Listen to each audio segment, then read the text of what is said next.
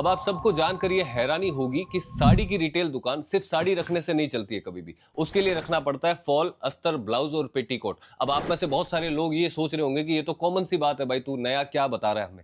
हमें भी पता है हम दुकानदारी साड़ी की कैसे चलानी है, ब्लाउज, फॉल, पेटीकोट, अस्तर ये सब रखने पड़ते हैं। लेकिन आपको ये नहीं पता है कि इनको कितनी क्वांटिटी में रखना है, कैसे चलाना है, कितना मेंटेन रखना है, कितने बजट की साड़ी खरीदी है तो कितने बजट का ये सब आइटम मैचिंग का अपने पास में होना चाहिए। कई बार अपन 1 लाख की साड़ी खरीदते हैं, 300 साड़ी उसके अंदर परचेज कर ली, ब्लाउज पेटीकोट खरीदा है सिर्फ 50। 10 लाल कलर की साड़ी आपके स्टॉक के अंदर दिखेगी, लेकिन लाल कलर के पेटीकोट सिर्फ आपके पास में 2 है। कई बार सिचुएशन आपके साथ ये बैठेगी कि जिस कलर के पेटीकोट आपके पास में 10 पड़े, उस कलर की साड़ी सिर्फ आपके पास में 2 है।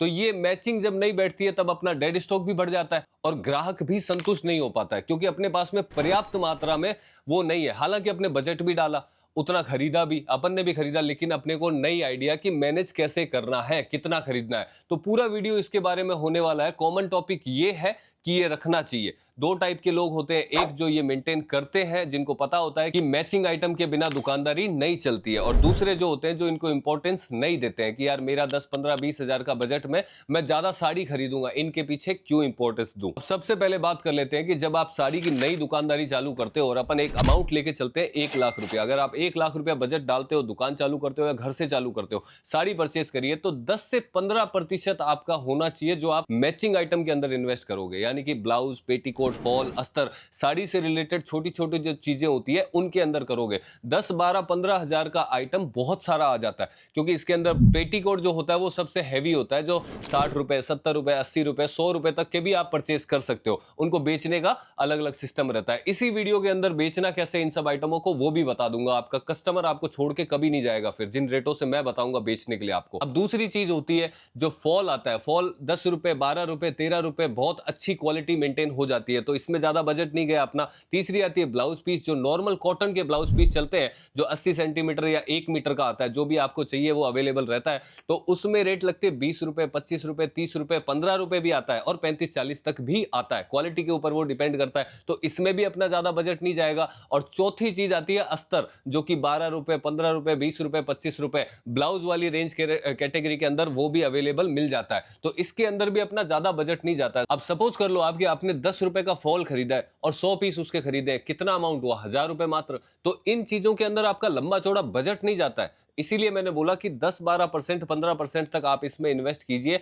आपकी साड़ी की पूरी दुकानदारी सेट होती है उसके अंदर। और ये बहुत ज्यादा जरूरी है, क्योंकि एक लेडीज जहां से साड़ी खरीदती है उसको मैचिंग का पेटीकोट भी वहां चाहिए, मैचिंग का फॉल भी चाहिए, मैचिंग का अस्तर भी चाहिए और मैचिंग का ब्लाउज भी चाहिए। और कई बार साड़ी परचेज नहीं होती है, लेकिन ये चीजों की परचेज हो जाती है। दाम छोटे छोटे रहते हैं, लेकिन कस्टमर की आवक अपनी दुकान पे बहुत ज्यादा होती है इन चना ममरा आइटम की वजह से। तो ये आइटम इसलिए भी रखने जरूरी होते हैं और इनमें बजट ज्यादा जाता नहीं है। अब नॉर्मली एक एग्जांपल मैंने आपको दिया था कि लाल कलर की 10 साड़ियां आपके पास में है और लाल कलर के पेटीकोट सिर्फ आपके पास 2 या 3 ही है। तो एक सीधी सी बात है कि जब 2-3 वो पेटीकोट खत्म हो जाएंगे, उसके बाद में आप लाल कलर की साड़ी पे दूसरा कोई पेटीकोट बेच ही नहीं पाओगे, क्योंकि लाल साड़ी पे काला पेटीकोट तो जाएगा नहीं या हरा पेटीकोट तो जाएगा नहीं। तो सिंपल सी एक चीज है कि अपने पास में पर्याप्त उस चीज का स्टॉक भी होना चाहिए। इसमें कंजूसी कर लेते हैं अपन कि यार 2000 का खरीद लो, 1000 का खरीद लो। 1 लाख रुपए की अगर आप साड़ी खरीद रहे हो, 12 से 15 हजार रुपए इस चीज के अंदर डालने बहुत जरूरी है, तभी अपनी एक पूरी दुकानदारी सेट होती है। छोटी छोटी चीजें आपकी दुकान को बेहतर बनाएगी, आपके कस्टमर रेगुलर बनेंगे। इन चीजों को कभी भी दरकिनार मत करो, ये बहुत जरूरी होती है एक रिटेल व्यापार के अंदर। तो इन चीजों को हमेशा हमेशा प्रायोरिटी में लेके चले, तभी आपका व्यापार ग्रोथ करेगा। अब इनको बेचने का समझ लो। कई बार कस्टमर आता है ना, साड़ी नहीं चाहिए होती है, खाली यही चाहिए होता है, या फिर साड़ी के साथ में भी ये चीज खरीद रहे हैं। इन चीजों का मोल भाव इस तरीके से रखा जाता है कि ये सिर्फ कस्टमर को अट्रैक्ट करने के लिए बुलाया जाता है, ये मार्जिन कमाने के लिए कभी नहीं होती है। बहुत से लोगों को मैंने देखा है 60 रुपए का पेटीकोट खरीदते हैं और 150 रुपए रेट उसकी डाल के रखी है, दूसरा दुकानदार 100 में बेच रहा है उस चीज को, वो जीत जाता है और उस 40 रुपए की वजह से वो कस्टमर 5000 की साड़ी भी बेचता है उसी कस्टमर को। अब इन सब चना ममरा आइटमों को बेचना कैसा है ये भी इसी वीडियो में सीख लीजिए, क्योंकि आपने खरीद तो लिया, आपके पास में स्टॉक भी हो गया, मेंटेन भी कर लिया, कलर रेंज अपन ने सारी मेंटेन कर ली, तरीके से अपन ने बना बना लिया कि भाई जैसा भाई ने बताया था, अपन ने इसके अंदर कलर रेंज भी अच्छी खासी मेंटेन कर ली। अब जितनी साड़ियां हैं उतने ही अपने पास में ये कलर भी है। अब बात आती है इनको बेचना कैसे। कई बार कस्टमर साड़ी नहीं खरीदनी है, खाली यही सब आइटम खरीदने हैं, तो भी आपका मार्जिन आपको पता होना चाहिए कि मेरे को ये सब चीजों पे कितना मेंटेन रखना है।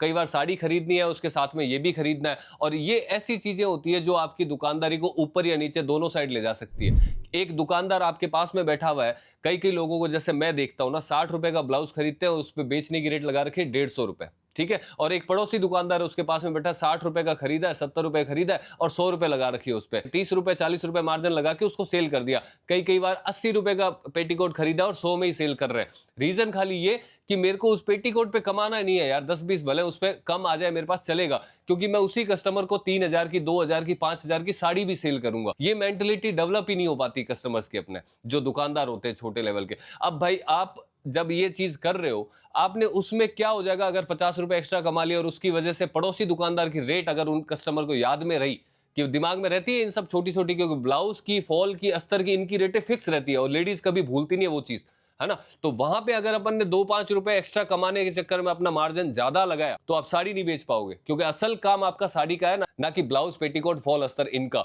ये आपकी दुकानदारी में साड़ी बेचने में खाली सहयोग देने वाले, और इनकी जितनी रेट कम रखोगे उतनी आपकी ज्यादा साड़ियां बिकेगी। इस चीज को जितना जल्दी समझ लोगे उतना अच्छा होगा आपके व्यापार के लिए। तो मार्जिन बहुत सोच समझ के लगाना, ज्यादा से ज्यादा अगर इन सब आइटमों के ऊपर लगाना ना, 20 से 25% से ऊपर मत लगाना, क्योंकि ये चीजें आपके कस्टमर को बार बार बुलाएगी।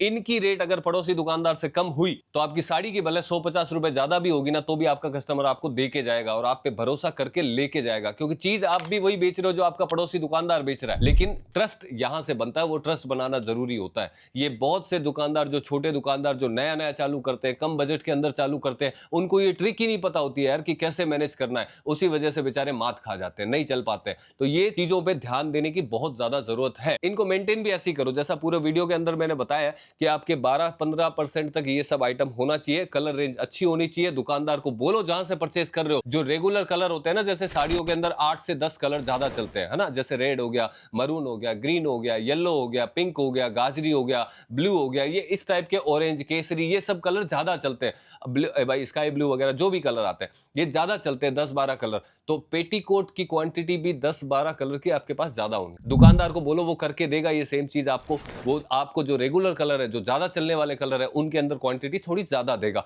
जो कम चलते हैं, अभी जैसे बैंगनी कलर है, ठीक है, कुछ कलर्स ऐसे होते हैं जो बहुत कम बिकते हैं लेकिन हर कस्टमर नहीं लेता उन्हें, तो वो कलर अपने पास ज्यादा नहीं होने चाहिए, वो डेड स्टॉक में कूद जाएंगे बाद में। तो ये थोड़ी सी समझ अपनी दुकानदारी को आसान बना देती है अपने लिए।